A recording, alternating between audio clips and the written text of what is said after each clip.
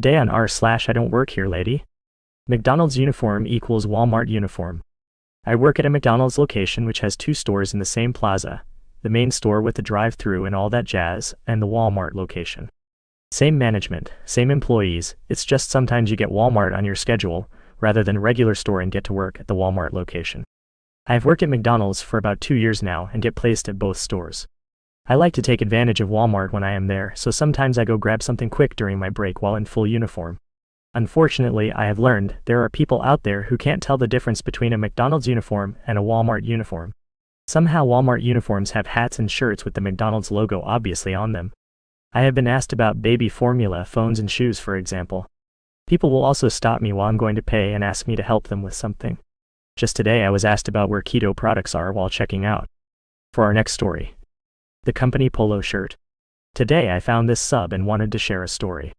At my last job in sales, our team voted on 2 colors of Callaway golf shirts to add our company logo. I voted black and purple, but the team majority voted black and blue. I don't wear many shades of blue because of my skin tone and especially stray from colors like the one they decided upon, called magnetic blue. For about 6 months I would only wear the black polo when I decided to wear a polo in the field. Eventually I got tired from traveling to an account a few hours away where I'd have to stay in a hotel and noticed the university and attached medical school I sold to had a similar color blue in its school colors.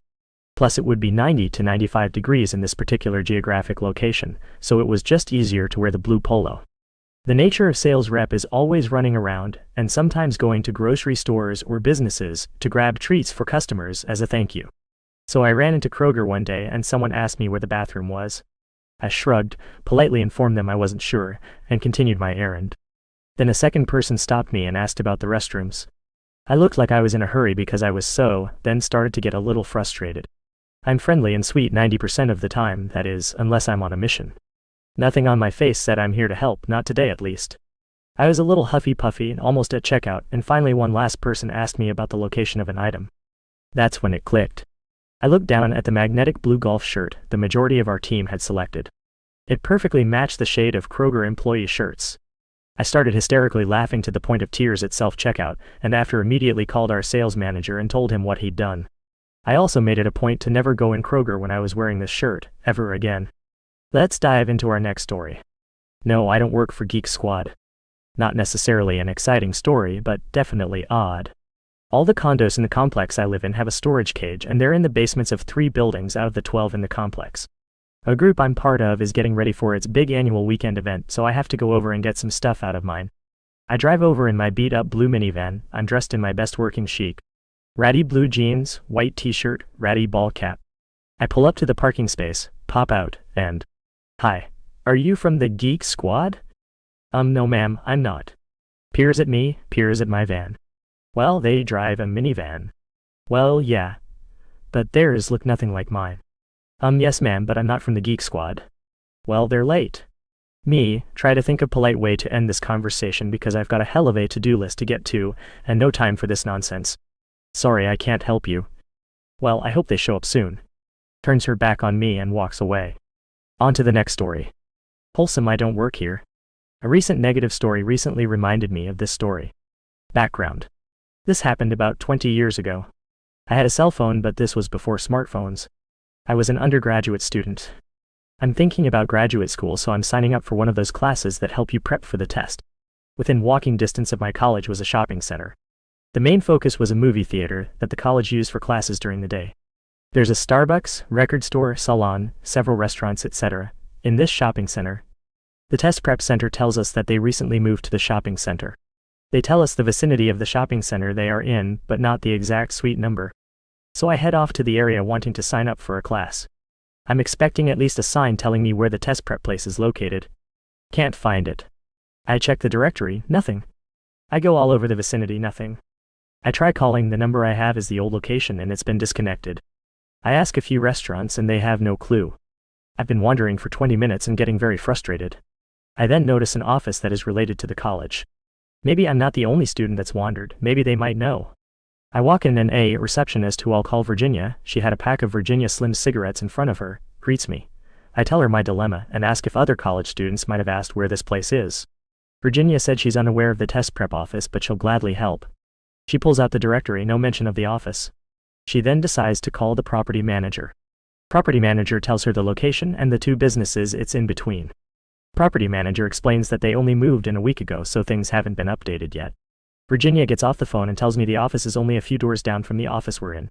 Should I get lost? It's between the pool hall and a Mexican restaurant. I thank Virginia profusely and make my way. I find the office. There's a handwritten sign on the door. I walk in and talk about classes. A few weeks later, the office painted large bright signs in their windows. Virginia, wherever you are. Thank you for helping me even though you didn't have to. For our next story. I don't work here, but I do know where the Hershey's Kisses are. This a nice story that happened years ago, but I still remember it well.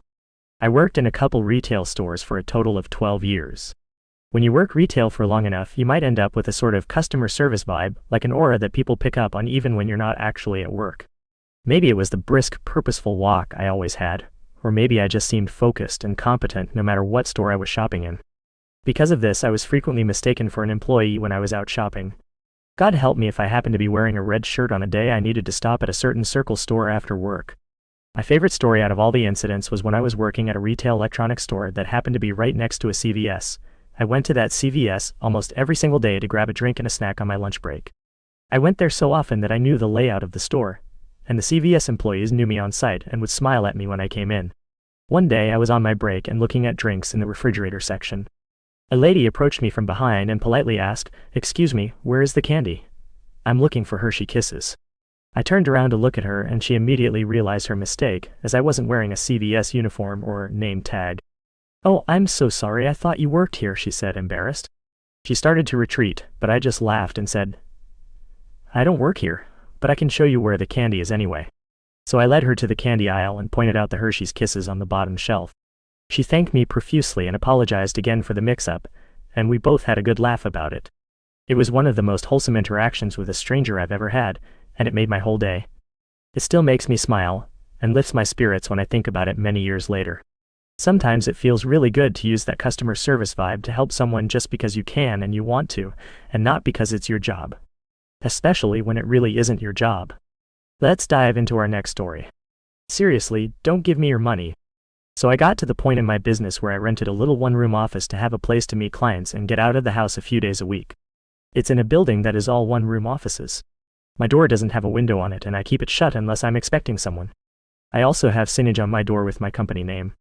So attached to the office building is an event venue, and the lady who used to manage both the office building and event venue used to have my office, but started working from home, so that's why she rented it to me. It was a pretty sweet deal. She gave me her really nice desk because she didn't want to deal with moving or storing it.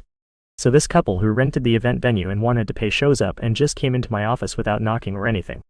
I told them I am just a tenant, I don't work for them, and pointed them to a card on the reception desk with a phone number for them to call. Then I shut my door and locked it. A few minutes later they tried to open my door again, realized it was locked, and then relentlessly kept knocking until I finally opened it. The lady started grilling me about the manager and I kept saying I just rent an office here, I don't work for them, you need to call that phone number, but she wouldn't give up. She kept saying but I need to pay her over and over again until finally I told her she gives me her money, I'll just spend it on whiskey and won't solve her problem. That got her to finally go away. It was such a funny encounter. I told the manager about it and she put up a sign in red letters and no one else has tried that since. Our last story for today. No, I can't tell you where the car rentals are. No, I don't know how you can request assistance. Leave me the F alone. So I work at a fast food place within the airport. I don't work for the airport at all. I don't know anything about the amenities and accommodations or anything else besides chicken sandwiches. But somehow between my uniform and my resting B-word face, I always get approached by passengers asking me about the airport that I don't get paid enough to know in the first place. The first incident is when I just clocked in and was on my way to TSA, when a passenger stopped me to inquire about car rentals. I told her, quite annoyed actually because I need to go through TSA before the lines get longer, that I don't have a clue, but if she goes to guest services they can help her. Not good enough. She held me against my will until I gave her a random direction. That's when I realized I have to be rude to these people. The same for people looking for TSA or the exit. All they had to do is read the effing signs. Anyway, earlier one morning I was getting coffee from a kiosk when a bunch of passengers were deplaning. An elderly lady stopped me and demanded to know why I didn't bring a wheelchair with me when I knew she needed assistance getting around. I look nowhere near an airport worker, much less a passenger assistant. I pointed at the actual assistant wheeling the chair from the gate the lady just walked out from. Like how the F did she walk clean past an actual airport worker with a wheelchair, looked at a girl wearing a fast food uniform getting coffee from a kiosk and go, "Eep, she's my personal assistant." Another time is when I was going back in from break. The entrance door to the back of house happened to be next to the elevator that leads to the VIP lounge upstairs. As I was punching in the passcode, a passenger stopped me to ask about the menu for the lounge. I told him that I don't know, which annoyed him, and he pulled the "Don't you work here" card? Nah, F that I got smart with him. I told him that unless he wants chicken sandwiches from homophobic chicken sandwich place, I can't help him, but to also try our food, since I heard it's way better and affordable than whatever they served upstairs. I went inside before he could say anything else. I could go on, but it'll be a long post. Edit. For those of you who are wondering how car rental lady held me against my will, she kept blocking me so I couldn't go around her. And as for elevator guy, I was polite, but all that went out the window as soon as he raised his voice at me like I owe him money or something. Also, and I don't know why I forgot to mention this, but elevator guy must have taken my advice because he ended up waiting in line to order. So I guess I was right about the food served in the VIP lounge being mediocre for its prices. And those are all the stories we have for today. See you tomorrow.